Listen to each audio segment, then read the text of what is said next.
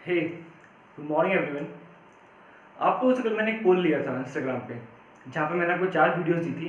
पहली थी what is energy, what is antimatter, the occurrence of lightning bolt and if I say that how the electrons get their charge.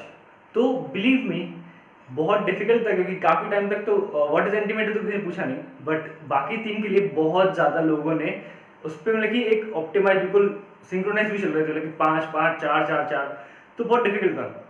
But आखिर में किसी महानुभाव ने आके अकरेंस ऑफ लाइटनिंग बोल्ट पे click कर दिया। तो there are almost 7 polls on occurrence of lightning bolt, 6 on both the videos and on antimatter there were only 3। तो चलिए आखिर हम देखते हैं आखिर लाइटनिंग बोल्ट काम कैसे करता है। ठीक है, तो लेट्स स्टार्ट दी वीडियो। सबसे पहले अगर मैं अपनी बात करूं कि थंडर एंड लाइटनिंग बोल्ट, पहली बात तो क्या दोनों चीज सेम है? नहीं, दोनों चीज बिल्कुल सेम नहीं है। अब अगर मैं बात करूं तो यार बचपन में when I used to be a kid, बच्चा तो मैं अभी भी हूं, when I used to be a kid, basically अगर मैं कहूं कि यार मुझे बारिश से डर नहीं लगता था, बारिश was a normal thing, but मुझे असली चीज जिससे डर लगता था वो था कि आखिर जो थंडर बोल्ट की आवाज है, जो आखिर लाइटनिंग हो रही है, that used to be so crackling sound कि मुझे उसमें डर लगता था। तो I use to just hide somewhere and just sit over there.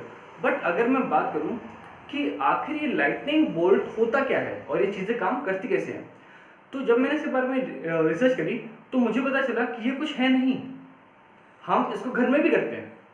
Now let's see how, but फर्क यहाँ से कि इसको पर्सपेक्टिव थोड़ा छोटा रहता है, बट हम उसको घर में भी करते हैं।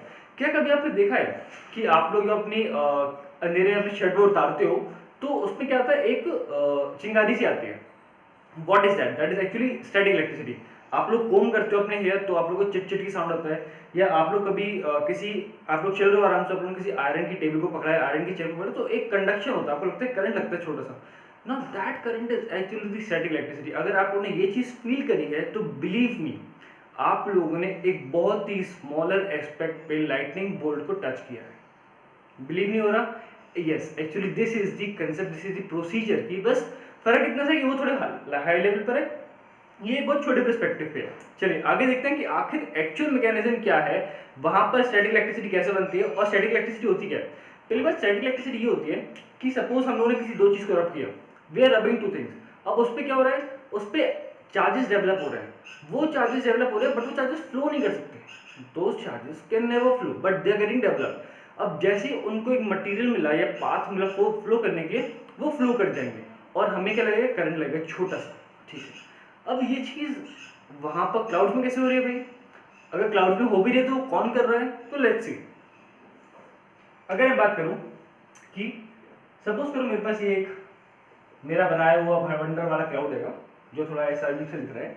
ठीक है, तो ये मेरे पास क्लाउड है। अब ये भाई हमारे पास क्लाउड है। अब हमें पता है clouds are very very, they are very very cold, बहुत ठंडे होते हैं। उनमें क्या होता है, उनमें एक्चुअली छोटे छोटे से बहुत सारे आइस बॉल्स होते हैं या आइस के पार्टिकल्स होते हैं, मिलियंस ऑफ आइस पार्टिकल्स। तो जब वो इसकी सरफेस को रब करते हैं, जब वो सरफेस से टकराते हैं, उसको रब करते हैं, तो आयंस का डेवलपमेंट होता है। भाई जब आयंस का डेवलपमेंट हो रहा है तो क्या होता है, सारे नेगेटिव पार्टिकल्स जितने भी होते हैं वो नीचे आ जाते हैं, सारे नेगेटिव चार्जेस जितने भी होते हैं वो नीचे आ जाते हैं, और जितने भी पॉजिटिव चार्जेस होते हैं वो ऊपर चले जाते हैं। अब देखिए यहाँ पे स्टैटिक इलेक्ट्रिसिटी बन कैसे रही है? स्टैटिक इलेक्ट्रिसिटी बन रही है किसकी वजह से भाई? इन पार्टिकल्स के रबिंग की वजह से। ठीक है, बट अगर मैं कहूं कि अभी भी, चलिए मैं इसको एग्जैक्टली बताऊं आपको कि अभी भी एक चीज ऐसी है जिसके बारे में कोई भी 100% एश्योरेंस नहीं है। मैंने इसके बारे में बहुत रिसर्च करी और मैंने डीप वेबसाइट्स पे भी गया हूं मैं, बट इसके बारे में मुझे कोई एक एग्जैक्ट एश्योरेंस नहीं मिला। चलिए कोई बात नहीं, बट उसके बारे में आपको आखिर बताऊंगा, पहले हम ये देख लेते हैं। ठीक है, तो ये रहा यहाँ पे, ये क्या है भाई, एक चार्ज सेपरेशन हो रहा है। ये चार्ज सेपरेशन बेसिकली कर क्या रहा है, यहाँ पे प्लस प्लस प्लस ऊपर है, माइनस माइनस माइनस नीचे है। अब देखिए यहाँ माइनस माइनस माइनस है, यहाँ पर ग्राउंड है। ठीक है, अब इस ग्राउंड पर एक क्लाउड बहुत बड़ा होता है, उस पर जो चार्ज एक्यूमुलेशन है वो बहुत ही ज्यादा है। अगर हम बात करें यहाँ पर सारा नेगेटिव है, तो जो अर्थ है यहाँ पर क्या होगा, यहाँ पर पूरा पॉजिटिव पॉजिटिव पॉजिटिव चार्जेस का एक्यूमुलेशन हो जाएगा, क्योंकि भाई अपोजिट चार्ज अट्रैक्ट करते हैं इस इधर को। तो भाई यहाँ पे तो हमारी अर्थ तो हमेशा पॉजिटिव है, इसको तो भाई जो दोगे वो ले लेगी आपसे, है ना, चाहे उसको नेगेटिव जो है पॉजिटिव जो देगा वो ले लेगी। तो यहाँ पे क्या है, पूरा पॉजिटिव भरा हुआ है। अगर हम बात करें इन दोनों के बीच में, यहाँ पर तो बहुत सारी एयर है, यहाँ पर तो बहुत सारी एयर प्रेजेंट है। अभी हमें पता है कि एयर तो एक इंसुलेटर है, एयर तो एक इंसुलेटर है ना, फिर आखिर एयर में से ये लाइटनिंग बोल्ट पासेस हो रहा है।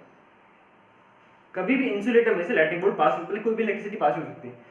बट क्या आपको पता है कि यहाँ पर जो पोटेंशियल डिफरेंस है, एक्चुअली जो वोल्टेज है वो इतना ज़्यादा है कि ये इस पूरे एयर को आयनाइज कर देता है। और जब ये एयर पूरी आयनाइज हो गई तो इलेक्ट्रॉन्स को फ्लो करने के लिए मौका मिल गया। भाई ये तो है, फ्लो में से इलेक्ट्रॉन्स करते हैं, ठीक है, हमें ऑलरेडी हमने इलेक्ट्रिसिटी पढ़ा भी है कि फ्लो में से इलेक्ट्रॉन्स करते हैं।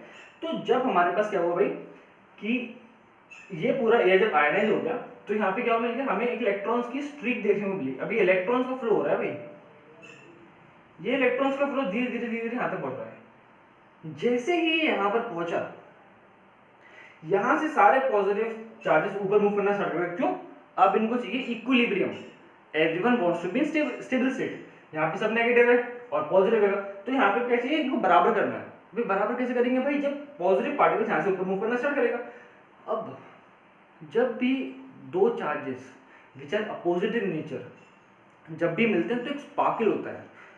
तो ये होगा वो स्पार्क है, क्योंकि यहाँ पे पोटेंशियल डिफरेंस बहुत ज़्यादा है और यहाँ पे एक्यूमुलेशन बहुत ज़्यादा है चार्जेस का। तो जो स्पार्कल होगा वो बहुत ज़्यादा हाई इंटेंसिटी में होगा और जिसको हम क्या बोलते हैं, एक लाइटनिंग बोल्ट बोलते हैं। तो this is what we call as a lightning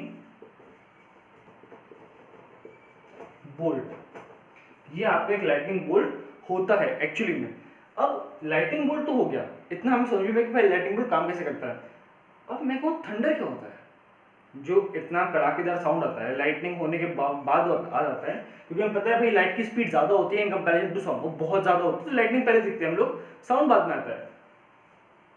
पर भाई ये साउंड आ कैसे रहा है, एनी आइडियाज? अगर आइडिया है तो प्लीज यूट्यूब पे नीचे कमेंट बॉक्स में बताइए, क्योंकि मैं बताता हूँ। जब यहाँ पर स्पार्कल हुआ, अब स्पार्कल बहुत ज्यादा क्वांटिटी मतलब बहुत ज्यादा हीट प्रोड्यूस कर रहा है, तो जो एयर से कांटेक्ट में थी भाई उसका तो इमीडिएट एक्सपेंशन हो गया, इमीडिएट एक्सपेंशन हो गया।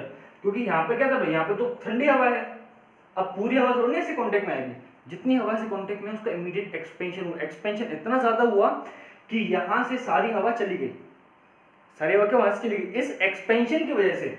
और अब भाई सारी हवा चली गई तो लाइटनिंग बोल्ट तो it is just a fraction of second, हल्के पूरा ठंडा भी हो जाएगा। तो जैसे ही पूरा ठंडा हुआ, अब यहाँ पे वैक्यूम क्रिएट हो गया।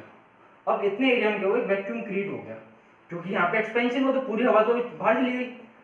अब हल्का ठंडा भी हो गया तो क्या हुआ, वैक्यूम क्रिएट होगा। अब वैक्यूम क्रिएट होने की वजह से यहाँ पे क्या होगा, बहुत सारी एयर यहाँ पे मूव करना स्टार्ट करेंगे और इस जो हड़बड़ाहट की वजह से जो साउंड प्रोड्यूस होगा that is actually known as thunder.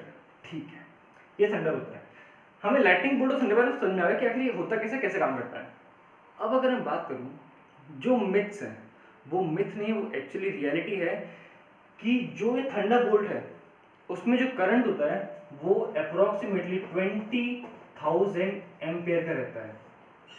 ये करंट इतना ज़्यादा है कि ये 100 वॉट के बल्ब्स को 100 वॉट के 100 बल्ब्स को 100 दिन तक जला सकता है। 100 वॉट के बल्ब्स को 100 वॉट के 100 बल्ब्स को 100 दिन तक जला सकते हैं। इसमें इतना ज़्यादा पोटेंशियल होता है, ये इतनी ज़्यादा हाई इसका करंट होता है। ठीक है, नेक्स्ट बात करें फिर, तो आखिर क्या इसमें कोई रिलेशन है कि क्या ये सन से ज़्यादा हैवी है, मतलब कि इसमें जो इंटेंसिटी है वो सन से ज़्यादा है, सन से कम है, क्या है? अगर मैं बात करूँ, lightning bolt is approximately 4 times hotter than sun. It is 4 times hotter than sun. ठीक है, अगर इसकी बात करें तो आखिर कितनी एनर्जी होती है इस लाइटनिंग बोल्ट में। अगर बात करें करीबन 1 बिलियन से लेके 10 बिलियन तक की जो एनर्जी है जूल्स, ये इस लाइटनिंग बोल्ट में होती है।